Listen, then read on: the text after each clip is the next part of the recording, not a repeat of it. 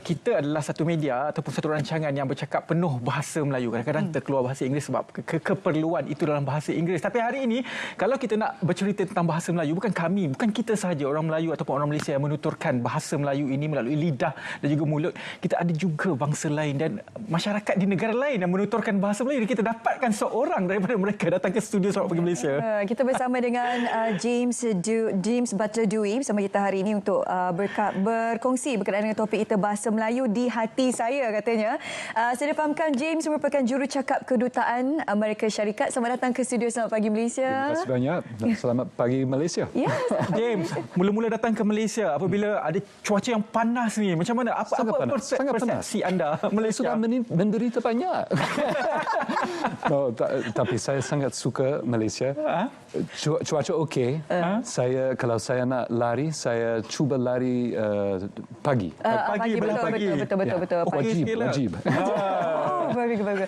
Okey, kita nak berkenalan dengan James dengan lebih lanjut selain daripada posisi James sebagai jurucakap kedutaan Amerika Syarikat. Boleh kongsikan sedikit pengenalan latar belakang James, asal dari mana dan bagaimana sebenarnya memula kerjaya James di Malaysia? Dengan senang hati. Saya pegawai diplomat. Saya dilahirkan di Amerika Syarikat, di timur Amerika Syarikat, tapi saya membesar di barat, di Gunung. Dan masa umur saya mungkin 17, saya ambil keputusan radikal dan saya pindah ke Brazil. Dan saya sertai dalam program pertukaran. Dan saya tinggal dengan keluarga Brazil dan belajar di sekolah Brazil. Dan pengalaman ini tukar kehidupan saya. Tiba-tiba saya nampak dunia secara berbeza.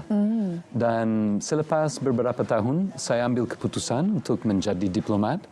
Dan sekarang saya di sini. Dan tentu saja penting, saya fikir sangat penting belajar bahasa tempatan di macam-macam negara saya bekerja. Anda bekerja dan juga membesar di Brazil, boleh katakan sebagai Brazil. Bahasa utama mereka Spanish kan? Portugis. Tapi bila datangnya minat untuk belajar bahasa Melayu dan di mana anda belajar bahasa Melayu? Saya masih pelajar. Tentu saja. Tapi saya terima tugasan diplomatik saya pada tahun 2023 dan saya mula belajar dengan guru bahasa Malaysia yang tinggal di Amerika Syarikat. So pada waktu itu saya tak pernah datang ke Malaysia dan sebenarnya saya tak kenal orang dari Malaysia. Guru saya orang yang pertama saya kenal dari Malaysia. Dan saya ingat yang hari yang pertama di kelas dia. Dia kata, "Selamat datang." Saya tak faham apa-apa. "Sila masuk." Apa-apa. "Sila makan." Dan saya, okey, saya faham. dan sangat menarik sebab dia sangat baik hati dan sangat pandai sebagai guru. Dan dia bersediakan kelas macam kopitiam. Dan ada karipah, ada nasi lemak, ada ayam rendang. Dan saya cuba semua ini pertama kali di dalam kelas guru saya di Amerika Syarikat. Dan saya ambil keputusan dalam 3, okey, ini bagus. Saya bersedia. Saya nak belajar lebih. Okey ke pedas? Ya, pedas. Saya okey. Pedas okey. Saya sangat suka makanan pedas. Okey, dan bercerita berkenaan makanan di hadapan kita ni ada satu papan ke apa kita panggil ni kan? Okey. Bot 67 Malaysian food. Saya difahamkan yang sudah bertanda ini yang sudah pun dicuba oleh James. Apa tak? Kecil pula kamera kita ni kan. Tak zoom sikit. Okey. So saya pegang lah. Okay, saya pegang ni. James dah try nasi lemak, asam laksa, laksa Sarawak, mi goreng mamak. Ni wajib lah teh tarik kan. Out of all this pink, semua yang sudah bertanda warna merah jambu ni, mana yang menjadi kegemaran ataupun pilihan utama? Ini sukar. Ini soalan sangat sukar. Okey, bagi pilihan top 5. Top 5 minggu lepas saya pergi ke Kuching pertama kali di Kuching dengan duta besar kami sebab beliau akan habis tugasan beliau dan saya pergi dengan beliau untuk belajar dan masa kami di sana saya cuba laksa Sarawak pertama kali di Kopitiam. Dan saya sangat suka dan saya ulang hari itu seterusnya. Saya kena cuba sekali lagi. So mungkin laksa Sarawak. Tapi setiap hari ada banyak. Anak-anak saya sangat suka roti canai, roti pisang, kegemaran mereka. Anak-anak boleh. Ada banyak. Dan saya ada banyak lagi yang mesti cuba. Tapi banyak lagi tau dia belum cuba ni. Sikitlah yang belum cuba. Pada saya kan kena cuba roti tisu ni. Selalu jugalah kan. Kedai mamak lah kan. Kari ayam, banana leaf rice, nasi daun pisang kena. Tapi Kari ini ayam tak semua cuba lagi ya? Belum mencuba lagi? Belum lagi. Mungkin cabaran saya, salah satu cabaran saya, masa saya sampai pada bulan Jun tahun lepas, saya ada 2 minggu hingga Setiausaha Negara Marco Rubio sampai di sini untuk lawatan rasmi. Dan saya sampai dan rakan sekerja saya kata, tak ada waktu untuk apa-apa. Kita kena kerja. Dan selepas ni tentu saja ada lawatan rasmi Presiden Trump dan pembesar-pembesar lain. Dan saya sangat sibuk. Tapi sekarang saya rasa yang ini the priority. Betul? Okey, menarik sebenarnya. Saya boleh. Tapi betul, kalau kita nak kenal budaya satu tempat, salah satu cara adalah dengan kita merasa makanan di tempat-tempat tersebutlah. Dan ada makanan sebenarnya dia macam kalau speciality lah, istimewaan. Kalau keropok lekor ni di Terengganu. Kalau tadi laksa Sarawak di Sarawak kan. Tapi kalau dapat saya tunggu jemputan dari Terengganu. Anyway, dia daripada Terengganu. Kita boleh pergi melancong ke Terengganu. Di sana ada pulau-pulau yang sangat cantik. Pulau tropika yang sangat cantik. Dengan sopan saya terima. Okey, bercerita berkenaan dengan bahasa Melayu ini kan, apa yang James lihat keunikan bahasa Melayu pada pandangan James sendiri?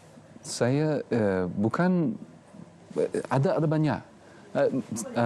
Macam saya kata dulu saya belajar bahasa Portugis dan masa saya mula belajar bahasa Melayu, saya nampak kadang-kadang saya nampak perkataan dari bahasa Portugis sebab sejarah Malaysia. Dan saya fikir ini sangat menarik. Ini salah satu aspek bahasa Melayu sangat menarik. Ada sejarah di dalam bahasa, betul? Ada frasa-frasa Arab, ada frasa-frasa Hindi, ada, dan ini tunjukkan kepentingan bahasa sepanjang sejarah kawasan ini, betul? Nusantara. Betul. Ini untuk saya sangat cantik. Dan tentu saja saya sangat suka puisi. Dan masa saya dengar yang saya mungkin boleh pergi ke Malaysia, saya fikir, akhirnya saya akan belajar tentang pantun. Sebab saya di sekolah di Amerika Syarikat, saya belajar tentang pantun. Dan saya fikir, pantun dari mana? Dari Malaysia. Dan ini sangat menarik untuk saya.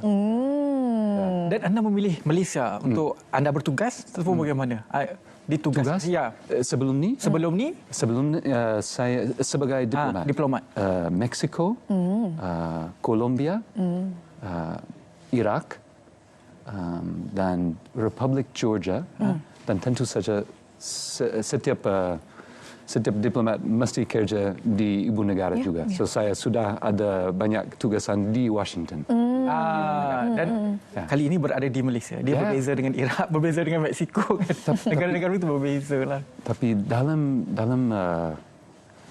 dalam profesi saya ada ramai diplomat. Dan semua nak datang ke Malaysia. Ada competition. Sangat kuat untuk Malaysia. Sebab Malaysia tempat sangat cantik untuk tinggal. Ada makanan sangat bagus. Ada kepelbagaian sangat menakjubkan di sini. Dan saya fikir ini salah satu sebab ada ramai orang diplomat, termasuk diplomat yang nak ke Malaysia. Mahu datang ke Malaysia. Okey, bagaimana respon anak-anak? Komunikasi dengan anak-anak di rumah bagaimana? Dalam bahasa Inggeris? Mereka remaja. Saya ada 2 anak di sini dengan saya. Mereka belajar di sekolah tempatan dan mereka sangat suka Malaysia. Tapi mereka cuma tahu 2 atau 3 frasa. Terima kasih. Sedap. Sedap. Okay, that's good. Selamat pagi.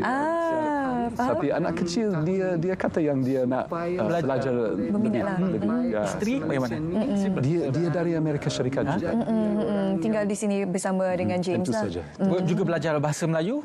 Anda berlatih bertutur? Belum lagi ya? Saya sudah jemput, tapi dia kata, saya sangat sebut James. Sibuk, faham? Ya, okey. Yalah, bahasa Melayu ini setahun kan James sudah berada menetap di Malaysia. Apa antara, yalah orang kata bahasa Melayu ni mudah untuk difahami dan mudah untuk dipelajari. Sejauh mana kebenarannya, James? Saya fikir untuk belajar bahasa, saya rasa yang tak kenal maka tak cinta, betul? So kalau saya nak belajar, ini sebab saya nak faham. Ini macam simbol. Kadang-kadang saya fikir tak penting kalau saya boleh bercakap secara sangat fasih. Saya nak bercakap secara fasih. Tentu saja saya nak bercakap. No, saya belum. Belum, tak perhati diri tu. Tapi saya ada it's my wish, betul? Ya. Tapi saya rasa yang lebih penting saya mesti cuba. Kalau saya sampai di tempat baru dan ada orang Malaysia yang nampak muka ni, mereka fikir ada masalah. Dan mungkin mereka gemetar, saya gemetar, mereka gemetar. Dan kalau saya senyum dan saya cuba kata sesuatu dalam bahasa Melayu atau dalam bahasa Tamil atau Cina, mungkin mereka akan boleh rasa lebih selesa. Dan saya juga. Dan kita boleh ketawa bersama-sama. Langkah seterusnya James, kalau nak kenal budaya Malaysia, dia ada banyak dialek. Kalau di Terengganu lain, di Sarawak lain. Sekarang jemputan. Ke Terengganu. Itu bawa ke Terengganu. Sangat berbeza atau serupa? Berbeza. Cuba je bagi contoh ayat sikit. Boleh ajar saya sikit? Ikan.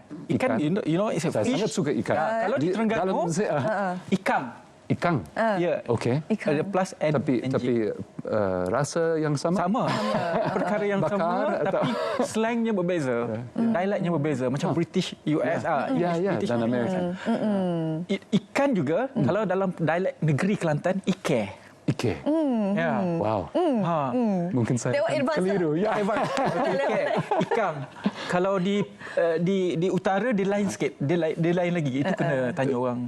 Dekat Thailand ada di Kedah atau di Kedah dia dah utara Semenanjung, dia dah bersempadan dengan Thailand, dia ada selangar dialek lain pula. Lain juga. Lain pula. Campur Thailand sikit, campur Siam sikit. Tapi kalau di bawah tu lain sikit. Di selatan lain pula kan. Cuma itulah bila bercakap berkenaan bahasa ni, kalau kita nak mahir dalam komunikasi, macam tadi impian James untuk berkomunikasi bahasa Melayu dengan lebih fasih kan. Maksudnya kita perlu ada penutur dalam bahasa asal itu kan. Penutur yang the one who communicate the mother tongue in BM. Okay. Jadi macam James praktis dengan siapa? Saya berlatih dengan semua yang willing. I see. Di kedutaan rakan sekerja saya kadang-kadang mereka kata James dalam bahasa Inggeris. Tapi kalau ada banyak kerja, tapi mereka ajar saya juga. Dan saya ada di pintu saya ada paper dengan senarai. Saya sangat suka senarai, betul. Ada senarai dengan perkataan dan frasa baru. Dan masa mereka lawat saya dalam pejabat saya, mereka sebelum masuk mesti letak frasa baru. Mereka bermain-main dengan saya dan kadang-kadang letak frasa baru dan lucu.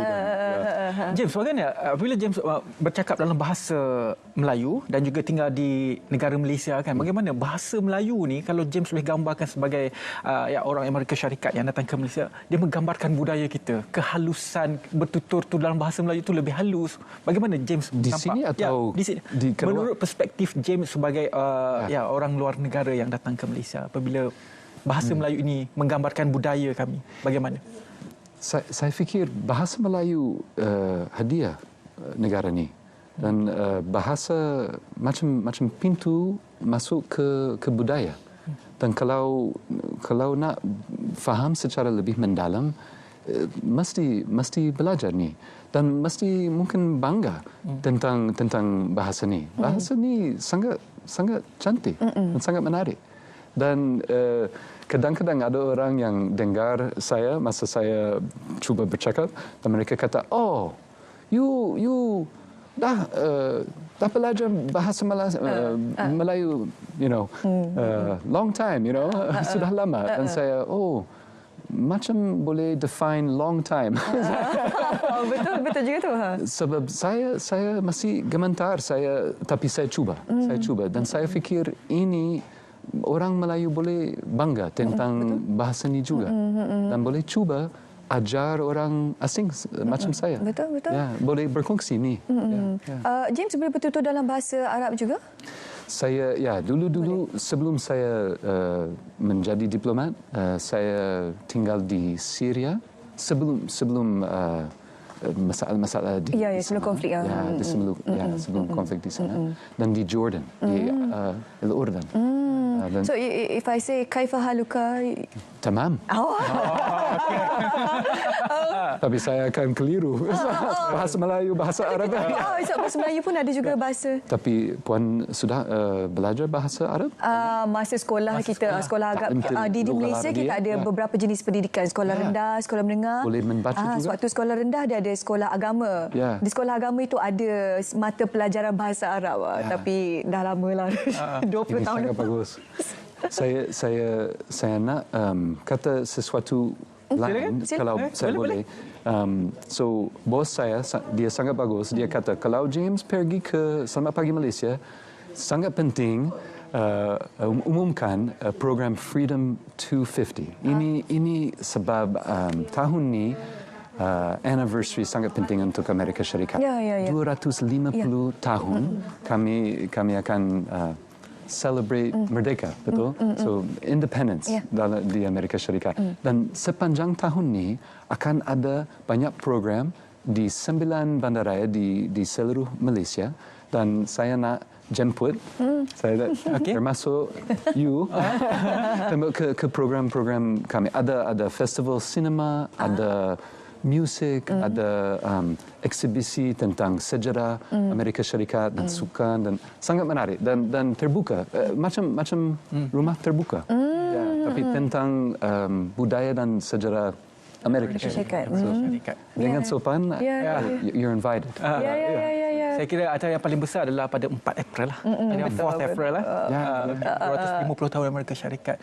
James, terima kasih banyak-banyak kerana sudi bersama dengan kami dalam Selamat Pagi Malaysia, bercakap sepenuhnya dalam bahasa Melayu.